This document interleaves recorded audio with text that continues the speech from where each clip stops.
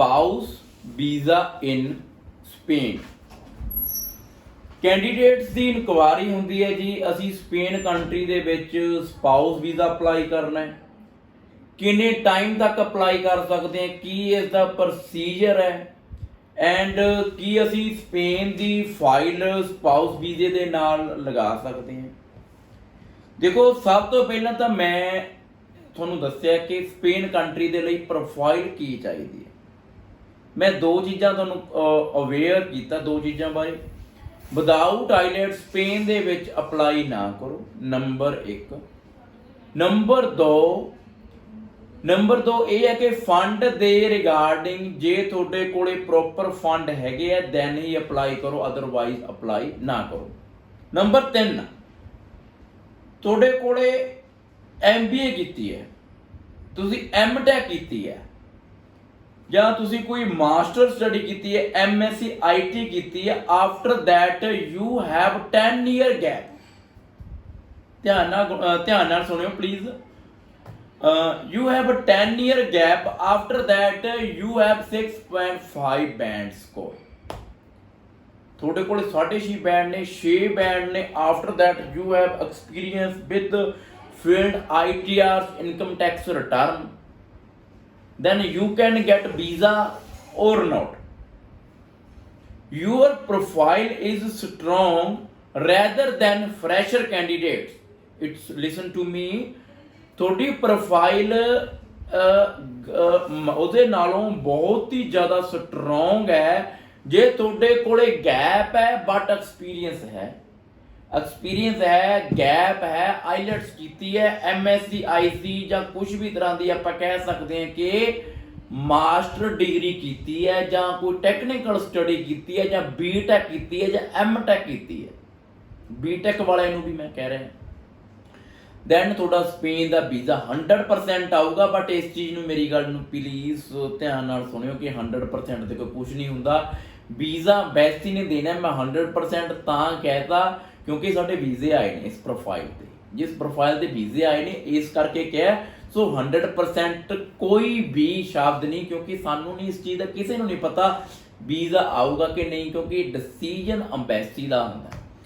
ਜਿਨ੍ਹਾਂ ਦਾ ਗੈਪ ਹੈ, ਜਿਨ੍ਹਾਂ ਨੇ ਆਈਲੈਟਸ ਕੀਤੀ ਹੈ, ਮਾਸਟਰ ਡਿਗਰੀ ਕੀਤੀ ਹੈ, ਵੀਜ਼ਾ ਆਊਗਾ। ਜਿਨ੍ਹਾਂ ਨੇ +2 ਕੀਤੀ ਹੈ, +2 ਤੋਂ ਬਾਅਦ ਆਈਲੈਟਸ ਨਹੀਂ ਕੀਤੀ, ਚਾਹੇ ਆਈਲੈਟਸ ਕੀਤੀ ਹੈ, ਦੈਨ 50% ਚਾਂਸ ਹੈ ਸਪੇਨ ਦੇ ਵਿੱਚ ਅਪਲਾਈ ਨਾ ਕਰੋ।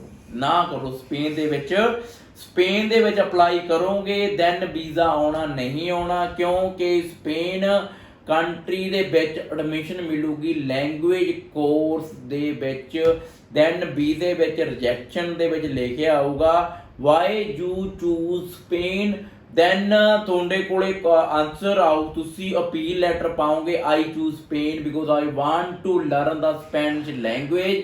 Then they ask the question from you, why are you not learning from India? If you want to Spanish, then why are you not learning in India? There are a lot of centers।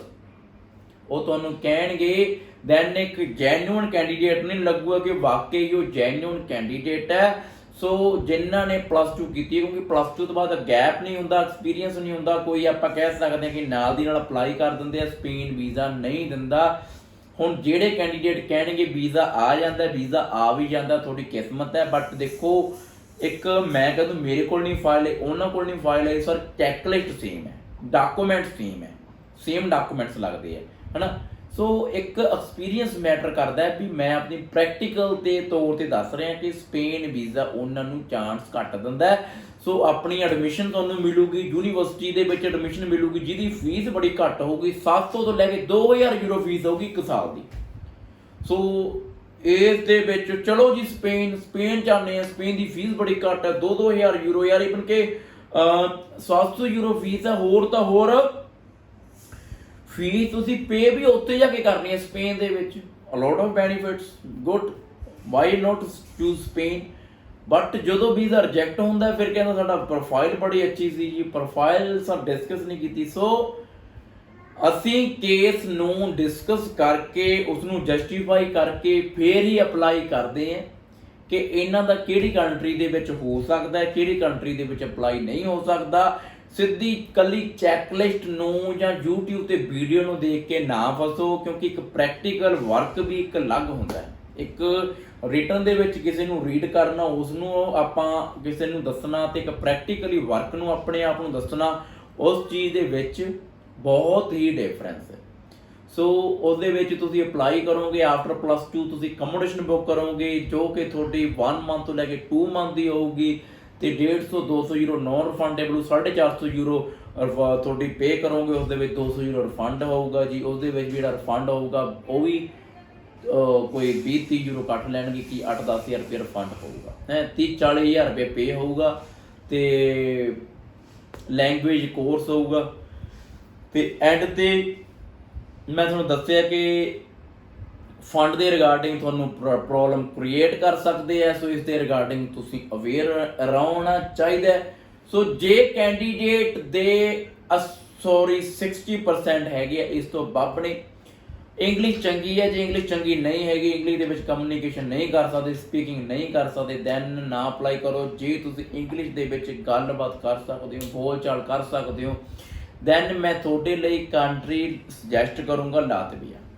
Latvia country the success rate ਚੰਗਾ ਹੈ, ਬਹੁਤ ਅੱਛਾ success rate ਹੈ, but ਇਹ ਹੈ ਕਿ ਤੁਹਾਡੀ English ਚੰਗੀ ਹੋਣੀ ਚਾਹੀਦੀ ਹੈ।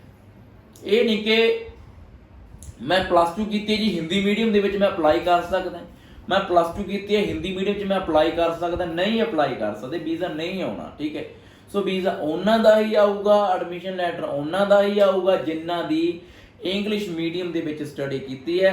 ਸੋ ਮੈਂ ਫਸਟ ਪ੍ਰੈਫਰੈਂਸ ਦੇਵਾਂਗਾ ਨੌਨ ਮੈਡੀਕਲ ਵਾਲੇ ਬੱਚਿਆਂ ਨੂੰ, ਕਿਉਂਕਿ ਨੌਨ ਮੈਡੀਕਲ ਬੱਚਿਆਂ ਦੇ ਵਾਸਤੇ ਯੂਨੀਵਰਸਿਟੀ ਰਹੇਗਾ ਟੈਕਨੀਕਲ ਯੂਨੀਵਰਸਿਟੀ, ਗਵਰਨਮੈਂਟ ਯੂਨੀਵਰਸਿਟੀਜ਼ ਹੈ, technical course, different kind of course ਤੁਸੀਂ ਲੈ ਸਕਦੇ ਹੋ। ਚਲੋ ਮੇਨ ਟੌਪਿਕ ਆਪਣਾ ਸਪੇਨ ਦੇ ਰਿਗਾਰਡਿੰਗ ਹੀ ਸੀ। ਸਪੇਨ ਦੇ ਰਿਗਾਰਡਿੰਗ ਮੈਂ ਤੁਹਾਨੂੰ ਇਹੀ ਦੱਸਿਆ ਕਿ ਆਫਟਰ +2 ਨਾ ਅਪਲਾਈ ਕਰੋ, ਤੇ ਤੁਸੀਂ ਅਪਲਾਈ ਕਰ ਸਕਦੇ ਹੋ, ਤੁਸੀਂ ਮਾਸਟਰ ਦੇ ਲਈ ਅਪਲਾਈ ਕਰ ਸਕਦੇ ਹੋ।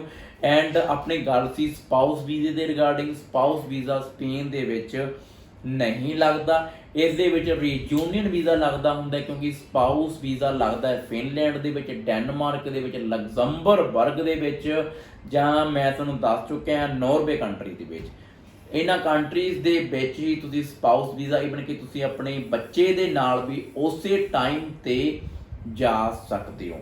ਹੁਣ ਆਪਾਂ ਗੱਲ ਕਰਾਂਗੇ ਕਿ ਤੁਸੀਂ ਸਪੇਨ ਦਾ ਵੀਜ਼ਾ ਅਪਲਾਈ ਕਿਵੇਂ ਕਰ ਸਕਦੇ ਹੋ, ਸਪੇਨ ਦਾ ਵੀਜ਼ਾ ਸਪਾਊਸ ਦੇ ਨਾਲ ਕਿਵੇਂ ਅਪਲਾਈ ਕਰ ਸਕਦੇ। ਸਭ ਤੋਂ ਪਹਿਲਾਂ ਮੇਨ ਕੈਂਡੀਡੇਟ ਅਪਲਾਈ ਕਰੂਗਾ, ਉਸ ਤੋਂ ਬਾਅਦ ਸਟੱਡੀ ਪੂਰੀ ਹੋਣ ਤੋਂ ਬਾਅਦ ਰੈਜ਼ੀਡੈਂਸੀ ਕਾਰਡ ਮਿਲ ਜੂਗਾ, ਉਸ ਤੋਂ ਬਾਅਦ ਤੁਸੀਂ ਅਪਲਾਈ ਕਰੋਗੇ family visa. Family visa apply ਕਰੋਗੇ, ਫੈਮਿਲੀ ਵੀਜ਼ੇ ਦੇ ਵਿੱਚ ਟਾਈਮ ਕੰਜ਼ਿਊਮੇਸ਼ਨ ਬਹੁਤ ਜ਼ਿਆਦਾ ਹੈ ਐਂਡ ਟਾਈਮ ਪੀਰੀਅਡ ਬਹੁਤ ਜ਼ਿਆਦਾ ਲੱਗ ਜਾਂਦਾ ਹੈ। ਤਾਂ ਟਾਈਮ ਪੀਰੀਅਡ ਜੇ ਤੁਸੀਂ ਆਲਰੇਡੀ ਸਪੇਨ ਦੇ ਵਿੱਚ ਰਹਿ ਰਹੇ ਹੋ ਦੈਨ ਤਾਂ ਦੇਖੋ ਤੁਸੀਂ ਫੈਮਿਲੀ ਵੀਜ਼ਾ ਹੀ ਅਪਲਾਈ ਕਰੋਗੇ। ਜੇ ਤੁਹਾਡਾ ਮੋਟਿਵ ਹੈ ਕਿ ਅਸੀਂ ਫੈਮਿਲੀ ਦੇ ਨਾਲ ਜਾਣਾ ਚਾਹੁੰਦੇ ਹੋ ਦੈਨ ਤੁਸੀਂ ਸੁਜੈਸਟ ਜਰਮਨੀ ਸਪੇਨ ਨਾ ਅਪਲਾਈ ਕਰੋ, ਇਟਲੀ ਨਾ ਕਰੋ, ਤੁਸੀਂ ਪ੍ਰੈਫਰ ਕਰੋ ਫਿਨਲੈਂਡ, ਸਵੀਡਨ ਜਾਂ ਡੈਨਮਾਰਕ। ਤੁਹਾਡੀ ਕਿਸੇ ਵੀ ਤਰ੍ਹਾਂ ਦੀ ਕਿਸੇ ਵੀ ਕੰਟਰੀ ਦੀ ਕੋਈ ਵੀ ਇਨਕੁਆਰੀ ਹੈ। ਔਰ ਇੱਕ ਚੀਜ਼ ਹੋਰ ਮੈਂ ਤੁਹਾਨੂੰ ਦੱਸਣਾ ਚਾਹੁੰਦਾ, ਸਪੇਨ ਕੰਟਰੀ ਦੀ ਅਪੁਆਇੰਟਮੈਂਟ ਨਹੀਂ ਮਿਲਦੀ। ਸਟੱਡੀ ਵੀਜ਼ੇ ਦੀ ਪੇਡ ਅਪੁਆਇੰਟਮੈਂਟ ਹੈ, ਪੇਡ ਹੈ, ਮਿਲਦੀ ਨਹੀਂ। 30-40 ਹਜ਼ਾਰ ਰੁਪਇਆ ਲੱਗਦਾ ਇਸ ਦਾ। ਸੋ ਇੱਕ ਵਾਰੀ ਕਿਸੇ ਵੀ ਕੰਟਰੀ ਦੇ ਵਿੱਚ ਅਪਲਾਈ ਕਰ ਰਹੇ ਹੋ, ਦੇਖੋ ਕਿਸੇ ਵੀ ਕੰਟਰੀ 'ਚ ਅਪਲਾਈ ਕਰ ਰਹੇ ਹੋ, ਸਾਡੀ ਇੱਕ ਉਹ ਹੈ ਕਿ ਬੰਦੇ ਨੂੰ ਹਰ ਕੈਂਡੀਡੇਟ ਨੂੰ ਪਹਿਲਾਂ ਕਲੀਅਰ ਕਰ ਦਿਓ ਤੁਸੀਂ ਸਪੇਨ ਜਾਣਾ, ਇਟਲੀ ਜਾਣਾ, ਮਾਲਟਾ ਜਾਣਾ, ਇਹਨਾਂ ਦੀ ਅਪੁਆਇੰਟਮੈਂਟ ਦੀ ਪ੍ਰੋਬਲਮ ਹੈ ਮਾਲਟਾ ਦੀ। ਸੋ ਕਿਸੇ ਵੀ ਕੰਟਰੀ ਦੇ ਵਿੱਚ ਸਭ ਤੋਂ ਪਹਿਲਾਂ ਸਿਨੈਰੀਓ ਚੈੱਕ ਕਰੋ ਕੋਈ ਪ੍ਰੋਬਲਮ ਕੀ ਹੈ। ਇਹ ਨਹੀਂ ਕਿ ਐਡਮਿਸ਼ਨ ਲੈਟਰ ਅਪਲਾਈ ਕਰਤਾ ਜੀ, ਵੀਜ਼ਾ ਪ੍ਰੋਸੈਸ ਕਰਤਾ ਜੀ, ਅੱਗੇ ਵੀਜ਼ਾ ਲੱਗ ਜੂ, ਨਾ।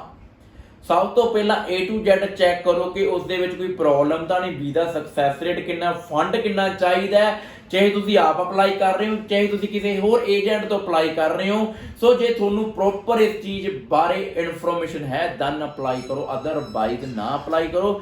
ਤੁਸੀਂ ਮੇਰੇ ਚੈਨਲ ਨੂੰ ਲਾਈਕ ਤੇ ਸ਼ੇਅਰ ਐਂਡ ਸਬਸਕ੍ਰਾਈਬ ਜ਼ਰੂਰ ਕਰੋ ਤੇ ਮੇਰੀ ਵੀਡੀਓ ਨੂੰ ਵੱਧ ਤੋਂ ਵੱਧ ਸ਼ੇਅਰ ਕਰੋ। ਸਤਿ ਸ਼੍ਰੀ ਅਕਾਲ।